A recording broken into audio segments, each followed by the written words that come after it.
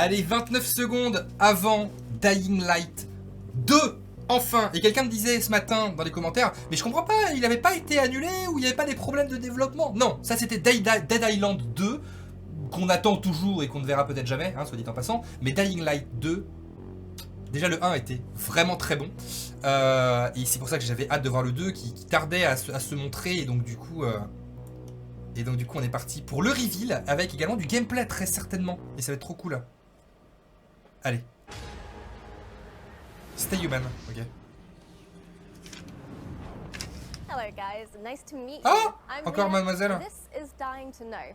If you're dying to know what's going on Je in lève the ma world caméra un of petit peu. Dying Light 2, then you're in the right place. Here we'll be showing you all the news, the latest from the Dying Light world. We'll be announcing a few contests, we'll be talking to developers, and probably most importantly, we're going to be showing you a brand new gameplay trailer. Ah, un gameplay trailer, ça fait du bien. Game. But first, there's someone here I need to introduce you to. It's Aidan Caldwell. I'm a pilgrim, an outcast, roaming like a Japanese ronin. Oh, c'est le collector. My past is dark. C'est le collector. My future. Tu penses pas que c'est le collector ça? Dying light at the end of this tunnel. Ah non, pas du tout. Putain, je me suis dit que ça serait le My collector. name is Jonas Scott, and I voice Aidan Caldwell in Dying Light 2. But before that, C'est I'm gonna dégueulasse. host this program with Leia, if you don't mind. Putain. My pleasure. Ça aurait été stylé. Well, I'm ready. Jonas definitely En vrai, ready. il ressemble vachement à une figurine, le mec, hein. Il a des jambes de figurine. Dying to know, just like us, stick with us. Monsieur, vous avez des jambes de figurine aussi. The story Ouais, c'est un grand told in collector, Dying tu vois. Light 2 T'as un mec, un vrai à l'intérieur. years after the events of the first game. And if you're wondering what happened in those intervening 20 years, well, there's no better person to C'est un très ask très grand than Dying collector. Light Human 2's PVC. world director, Thomas Gabao, with who I'll be talking in just a moment. And after that, I'll be speaking with Pietr Jemenic, the narrative director Human of the game, PVC. so about the characters that appear in Dying Light 2. Allez, vas-y. Welcome to the show, Thomas. So the first Eh, c'est question I stylé, have ils ont for fait you ça sur un today toit comme dans le is, jeu. do I need to have played Trop cool. Dying Light 1 to sort of understand what's happening in Dying Light 2? Trop cool. No, actually, you don't. Like you mentioned before, our game takes place some 20 years later. Ah, 20 ans après. Mankind has lost the war to the virus. So, Right. in a way, you could say that Dying Light 2 takes us to the world beyond the apocalypse. Intriguing. All right, tell me more, please. Ok. Well, you remember the events of Heron in 2014. Well, after that, world leaders, they had a tough choice to make. They had to isolate the city of Heron. Right. For that, they created an exclusion zone. Like in Chernobyl, only a lot more people were left to die inside the walls. Yeah, right. So they just isolated the entire city. And did it help? Did it stop the virus? Yeah, for a while it worked. Enough for everyone to forget about it, at least. Only in secret, a handful of scientists continued to study the virus. You know, manipulating its Et oui, c'était la même nana qui était dans le live de Forza. Elle est partout. Elle est vraiment partout. Doing it for the money, really. Yeah, of course. So what happened next? Well, next, the shit hit the fan. By Christmas 2021, one of these mutated strains escaped from a level 4 laboratory. Et ben voilà, un virus qui s'échappe d'un laboratoire. Est-ce que ça ne vous rappellerait pas quelque chose? Ah, bon, voilà. Calmons-nous. Before the world could react, civilization was on the brink of collapse. People were dying in the streets, capital cities were burning. By the end of 2023, 98% of the population had been lost to the virus. There was a few settlements remaining, but only one city was still standing. The last bastion of mankind, or city, Villador, aka the city. Right, so Villador is what we have left. So that's everything that's happened outside of the city. What actually happens inside Villador? Well, the city has unique rules. First of all, it's surrounded by seemingly impassable walls. And inside the walls, the people decided to use a radical new weapon against the infection, which actually gave them the upper hand in the first stages of the pandemic, but also created terrifying new monster archetypes. 15 years on, a new equilibrium sort of emerged in the city. By daylight, human factions fight to control the city, and at night, the streets become the realm of these bloodthirsty. Vous avez la traduction, vous avez les sous-titres en anglais? Well, that is extremely interesting. Thank you very much, Thomas. And we'll be hearing more Parce que about si je retraduis par-dessus, fantastic city soon, I hope. But first, I think we need to hear a little bit more Le about décor the est très sympa, ouais. Our second guest is a man of two industries, cinema and gaming. In a previous life, he wrote the hit HBO series Wataha? Wataha, yeah. Wataha. And then he moved on to Techland to become a narrative director. Piotr Jamenek. Hi guys, thank you. So we have plenty of time to talk about the rest of the characters in Dying Light 2. There are tons of them. But today I think we want to focus on Aiden Caldwell, the protagonist. You want to talk more about him? Or? Yeah, sure. So Aiden, he's the member of Outcast, you know. Vous voulez que je traduise par-dessus? Dites-moi, hein. Je peux essayer de traduire si vous voulez par-dessus, oui. Because he's looking for his relative, the person whom he lost many years ago, and that person. Il y a des oui, il y a des non, c'est compliqué. From the past. And the only answer. T'inquiète, tu me feras un petit débrief. Ok. Aiden really is. Aiden is a really rich, deep character. Voilà, ils sont en train de parler des origines du personnage en fait, pour info. I mean, he can run across buildings, jump from rooftop to rooftop, use all kinds of weapons. Yeah, well, you know, C'est sur du gameplay, on voit du gameplay et tout, donc tu vois. Enfin. Bloodthirsty creatures, so he didn't have much choice, right? The weak die, the strong survive, and Aiden, he just has to be strong. But why did he come like that? Why him? That's the main question of Mais c'est chouette qu'ils nous montrent un petit peu de gameplay quand même derrière en même temps, parce qu'on aurait un trailer à la fin, mais on a un petit peu de gameplay là, c'est chouette. Hein. Will it distract him from his main goal? Or maybe he will just strive to the end of his search. La nuit va tomber encore plus vite. Ah non, la nuit tombée sera encore plus chaud. Ouais, je pense. C'était vraiment un bordel hein, la nuit tombée dans le premier. Au début, parce qu'à la fin ça allait. He's not gonna be alone, you know. He will meet many people, but again, depending on the player choices, some of them will become his allies, but some of them will become his enemies. One of the group he will encounter are the Night Runners. The former special force officers who were sick of the army's cynicism and lack of concern for common people. But they were brave enough to help the people during the night. And the night, as you know, is pretty horrifying in the game.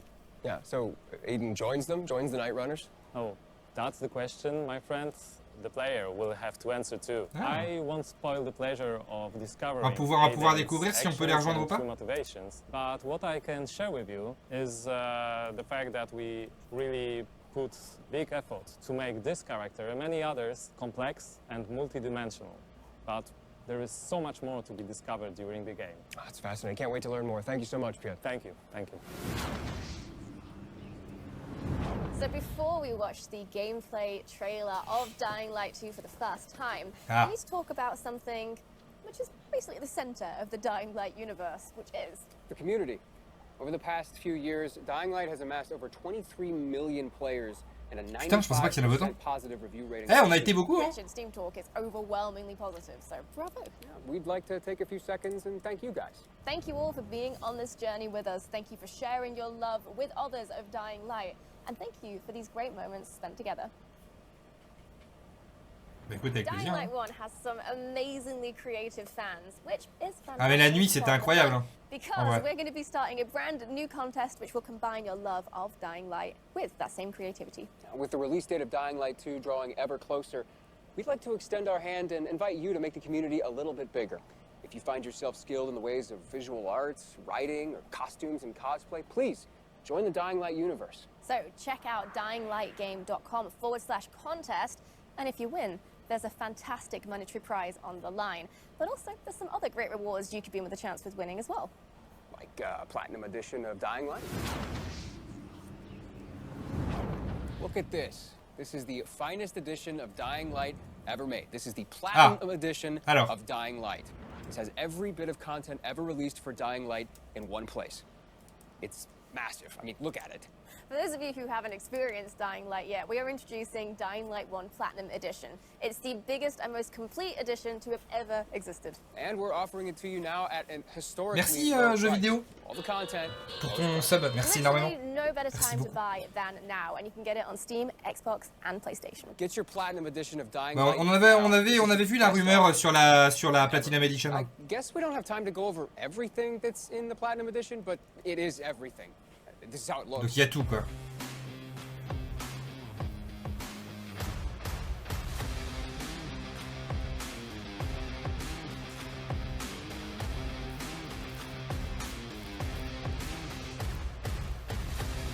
Putain, j'ai envie de me le refaire du coup.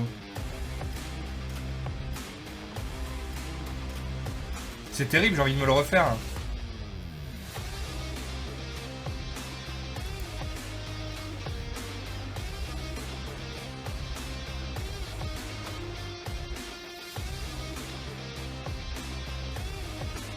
Ça me donne beaucoup trop envie.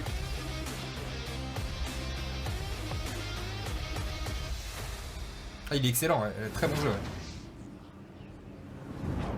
Okay, so I'm excited because you guys are in just a second gonna see the official gameplay trailer for Dying Light 2. And then after that, we're gonna interview some of the devs that made it possible. So, without further ado, here it is. Hey everyone. We've been quiet for some time. Since Oh, like la. the rest of the world, we had some unforeseen hurdles to clear. But the wait is over. Let's Toujours dive les into the roulades. open world of Dying Light 2. Ah, c'est pratique. Ah, c'est pratique. Très pratique pour descendre des toits. The last slice of Dying Light 2 showcased the mission from the main storyline. You get after those fuckers. You saw how your decisions influenced the narrative and notably changed the environment. This time, we want to give you a broader look at the game. Et tu sais quoi, c'est très sympa en coop et moi j'ai bien aimé le faire en solo le premier.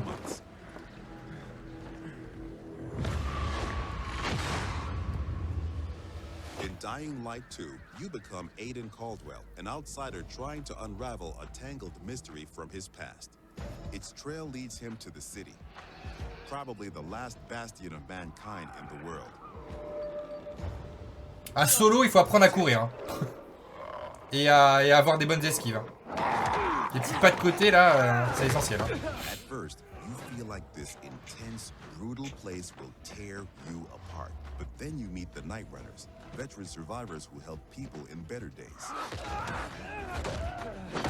By the way, I'm Hakon. Huh? You were a night runner. You used to help people, remember? Night runners are gone. Finished. A myth. And although it's not entirely clear you can trust them, you need allies in the dark.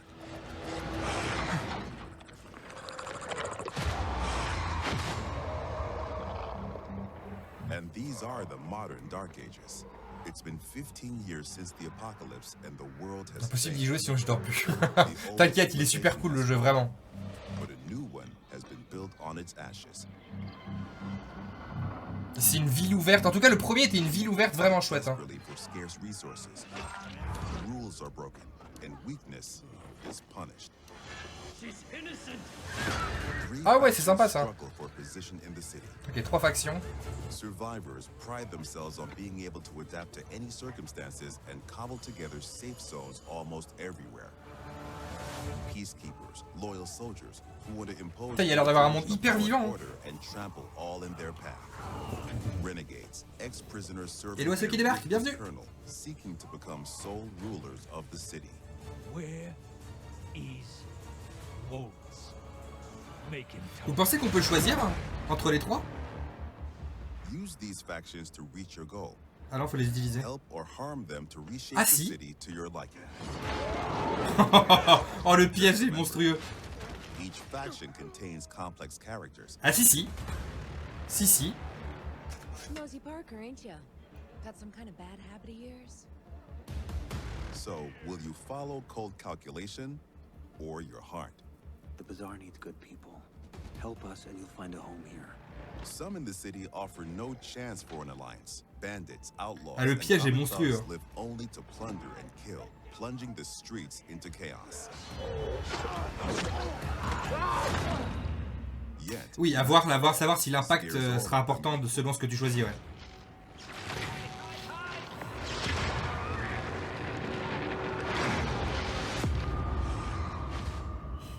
Le Good Night and Good Luck qui a fait le succès du premier, s'il te plaît. as the light fails, monsters crawl out of hiding to prey on the poor souls caught outside the safety of UV rays. Hordes of infected pour into the streets like decaying lava. The deadly spawn of 15 years of mutation. Oh la vache. Le jeu se passe 20 ans après le premier. À noter, hein. Donc il y a des zombies qui ont évolué pendant ce temps-là.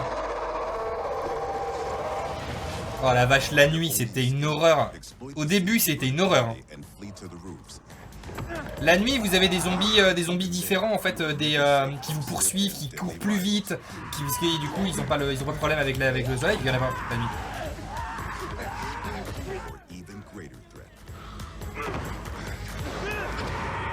Oh, c'est quoi ça? Yet night brings opportunity as well. Nests rife with infected during the day now lie empty. Ah, excellent. To explore them, you must tread carefully. Il y en avoir plus d'intérieur que le premier. À visiter. But those brave enough to face the terrors of the night can loot a jackpot. Oh, les coffres!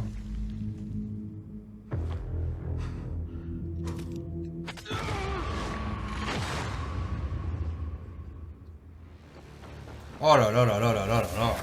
Luckily, you have all the tools you need to survive. Ah, le wall running. Your extraordinary parkour skills allow you to... Ah bah les intérieurs étaient pas très diversifiés dans le premier. Hein. Il y en avait pas énormément non plus. Hein. C'était pas foufou. Hein.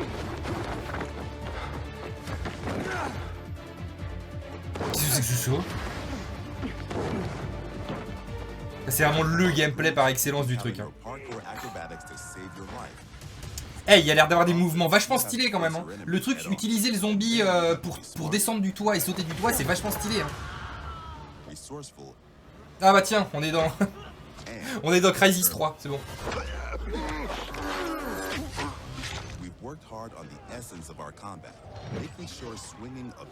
Ça sert. Ah ouais. Oh. Ça a toujours été tactique les fights hein, dedans. Oh excellent la corde.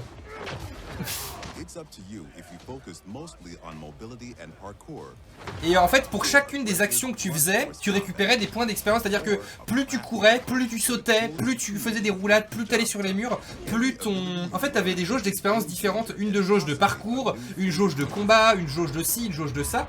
Et en fait plus tu faisais un truc dans le jeu, à chaque fois que tu avançais dans le jeu, peu importe ce que tu faisais, tu gagnais de l'expérience dans tes déplacements, etc. Et c'était ultra fluide. Et c'était super chouette. Hein. Franchement, ouais. Everything you do in the city can reshape the gameplay environment, change the course of the narrative, and decide the fate of the city's residents. Ouf. Oh la vache! Most importantly, you decide your own fate as well. Ça c'est cool de pouvoir choisir sa faction. To stay human. Oula.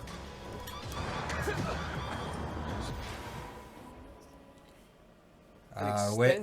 Post-apocalyptic world. And I really like that divisiveness, you know. Ah moi je valide là. Life on the roof and then death on the streets. Yeah, like the intensity of the day and the night cycle together. It's almost like Dying Light 2 is two different games put together into one. Yeah, like despite that, despite all the brutality going on the ground floor, there's something about like the rooftops and the plants and It's cozy. Yeah, kind of. De toute façon, au début de Dying Light 1, t'étais un peu tout nu, et à la fin du 2, t'étais un big boss. Hein. Ouais, ouais. Choices and consequences are incredibly vital to Dying Light 2's gameplay, and we're going to interview some devs and talk about some other very vital gameplay mechanics. Our next guest is Adrian Pizza-Szewski. Hi. Welcome, and that gameplay looks. J'y ai pensé à l'acteur de banlieue 13, c'est toi, c'est Jared Leto. Non, comment il s'appelle? Si c'est ça? Il s'appelle comme ça? Attends. Non, comme si il s'appelait pareil, non? Attends, non, attends, pas celui-là, merde. Attends, comment il s'appelle? Mais pourquoi je dirais Jared Leto? Rien à voir. Merde. Of the nation that's supposed to be a backbone of our world. Je sais plus comment il s'appelle. So our approach was super simple. We just copycat those behaviors and attitudes. Je sais plus. And show you how our world would look like after the fall. However, it's kind of obvious that the main reason that civilization fall is rien à voir. Non, j'ai un espèce d'enfant. Parce qu'il s'appelle Leto dans le parce qu'il s'appelle Leto, mais oui. C'est pas vraiment le même. Tu vois, mais il s'appelle Leto dans banlieue 13, c'est pour ça.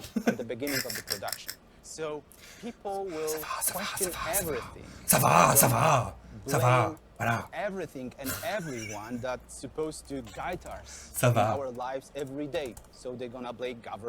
David Bell, c'est ça, ouais. Ça va.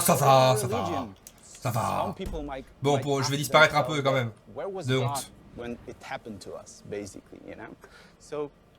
I feel that all of those things together creates the sensation that it's a giant step backward for our civilization. So Dying Light 2 has a subtitle, Stay Human. What does that mean? Well, it's super hard to remember those values that makes us human, so like compassion or support. So the entire fall, that those dark times we have, is a big test for everyone. And I think it's even harder test because to stay human, people would sacrifice what's the most important for them, or sometimes risk their lives. Wow, so that's like really intense. And there's like the obvious like double meaning to it, which is what I was thinking. Stay human, don't become a zombie. Bande de bâtards dans le chat. Oh. Vous êtes vraiment des bâtards, hein. C'est bon, il s'appelait Leto dans le film. Merde. Vous êtes vraiment des bâtards. J'hallucine. Yeah, we all wearing this biomarker, you know it, and you're wearing this, I'm wearing this. That's a watch actually, but you know that, you know. So that's the thing. So the challenge is to not cross this line at all costs. So that's the biggest challenge of staying human in this meaning. I see. Yeah, not zombies. Not zombies. Not zombies at all. People who've crossed the line. Right, well, fascinating. Thank you so much, Adrian. We're definitely going to be hearing from you again soon. Yeah, thank you so much. Eh ben dis donc, ils ont claqué des doigts, ça a changé de personne. Hein. Hi. And we have game designer Michal. Je regarderai qui m'a. Hello. So, choices and consequences. The player has to make a choice and they have est-ce que les choix vont vraiment impacter, enfin vont avoir des conséquences? Basically, the whole system of choice and consequences is really complex. Ça c'est bien que ce soit complexe. I would say the best way to describe it is that player is making the decisions based on 3 layers. First one are the choices that you do during the main story missions. And those big changes are actually can change the whole game. Ok, donc il y a vraiment des changements durant la mission principale qui changent l'entièreté du jeu. That you do while the quests, and those choices can actually influence the mission itself. And the last one, the last layer. Oui, d'accord. Donc il y a aussi des trucs qui influencent les missions. I, as an open world game designer, would like to focus on. Please do. Go on. All right. So water and electricity are basically a key to survive in every world. By restoring it, player can not only unlock the water or electricity in the area, but he can also, based on his decision, assign it to one of the factions, which will influence how the district looks like or who's going to live inside of it. But it also, what is pretty more important for a player, unlock new tools for him, like unique tools for each factions, like car traps, zip lines, or a trampoline. Ah, c'était un trampoline! Ah, je me disais, il avait un saut chelou aussi. C'était un trampoline. D'accord. Ah ouais, non mais les gars. Putain, je me disais aussi.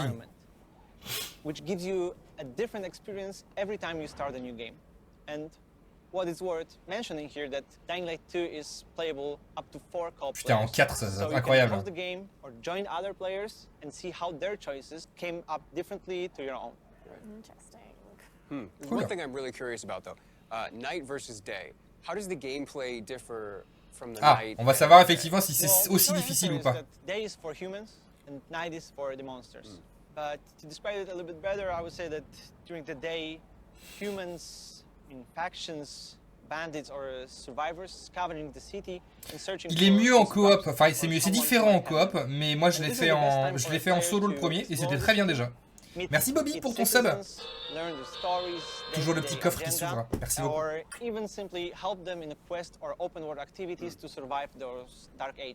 Yeah, and that sounds quite pleasant, but I'm Merci beaucoup, Bobby. guessing night changes everything. Exactly. Mais la nuit au début du 1, ça te fait flipper. Hein.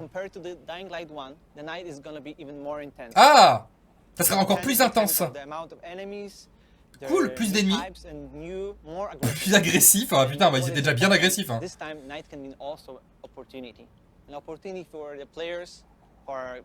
Et oui, c'est ce qu'il disait.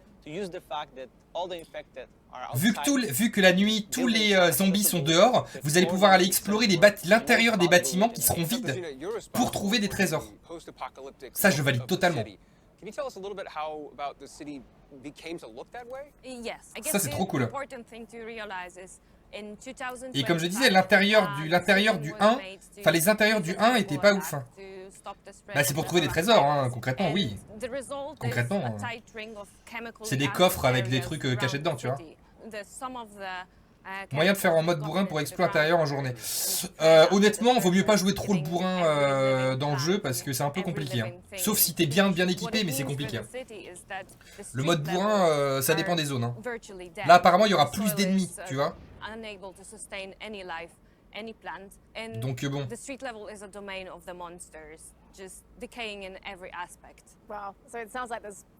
Moi je kiffais les armes électriques. Il y avait toujours des arcs électriques magnifiques quand tu coupais les zombies comme ça, c'était magnifique. C'était fou.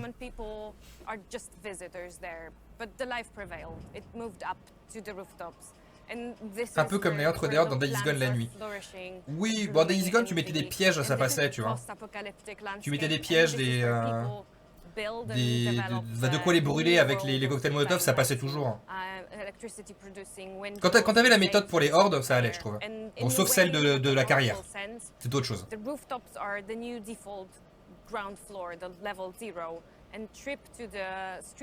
Ah, la horde de la carrière, c'est un délire. Dans Days Gone.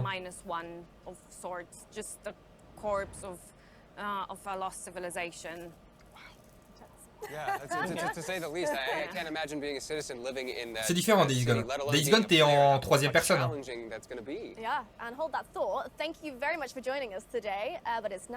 Il est excellent Days Gone, hein. Vraiment.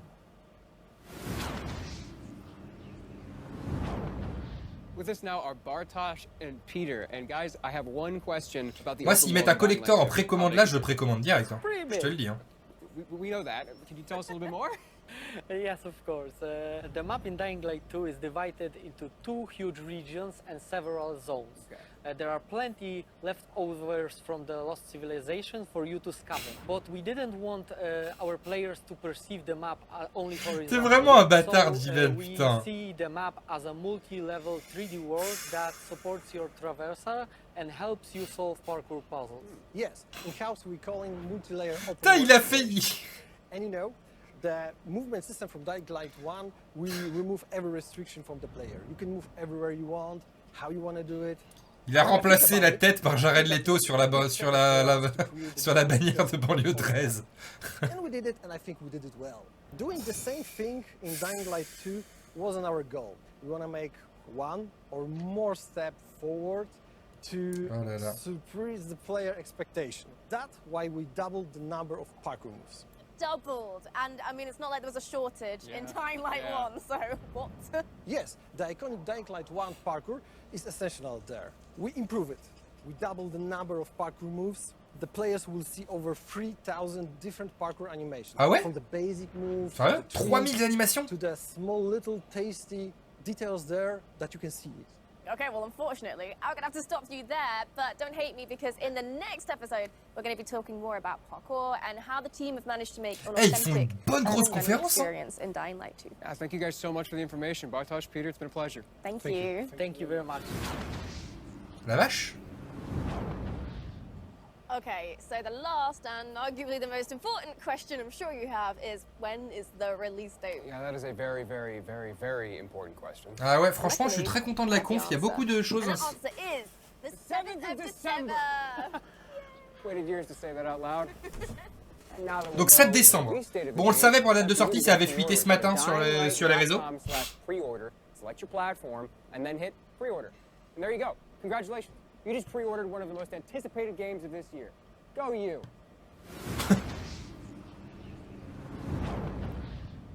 Ah! Oh, stylé! Ah putain, je suis vraiment un pigeon, putain! Figurine is part of the collector's edition of Dying Light 2, and you can get one for yourself if you want. We'll leave like a proper. Mais c'est trop stylé! En plus, c'est des trucs à UV, donc je vais pouvoir mettre des plantes autour, ça va pousser. It'd be rude not to take a look. Bon, sauf si c'est juste des lampes violettes. In the collector's edition, a concept art book full of stunning artwork from the game. You get this steel book, which will have your game inside it, of course, and you get this interesting little sort of UV. Oh, stylé! Cool. Looks like there's all sorts of vanity elements in here too, like some legendary skin packs, as well as all sorts of digital elements. For more information on these digital elements, please visit the pre-order website. Ah, c'est les lampes lumière noire dans les années 80, ça cartonnait ça. La lumière noire, ça cartonnait à l'époque.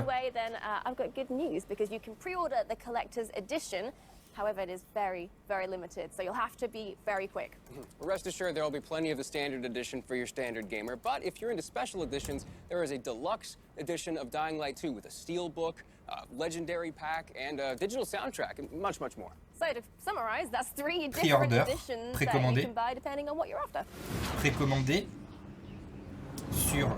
And if you just can't wait until release to get a collector, world of Dying Light 2, then why don't you go check out the Techland Gamers and Goodies website for more info. Yeah, this is a program for all gamers, whether or not you want updates on Dying Light 2 with the news, or you want Dying Light 2 items in Dying Light 1. Merde, c'est pas encore dispo, c'est pas encore dispo chez nous en précommande. Merde. C'est pas encore. Je sais pas, il y a pas encore les boutiques dans lesquelles il sera dispo chez nous. That's it. Don't forget to pre-order the game and take part in our contests. The details are on the game's website. And here's a sneak peek at the topic of the next episode. Je sais pas pour l'instant. Stay safe out there. Eh bah écoutez, moi je valide, toi non? Bah oui, évidemment.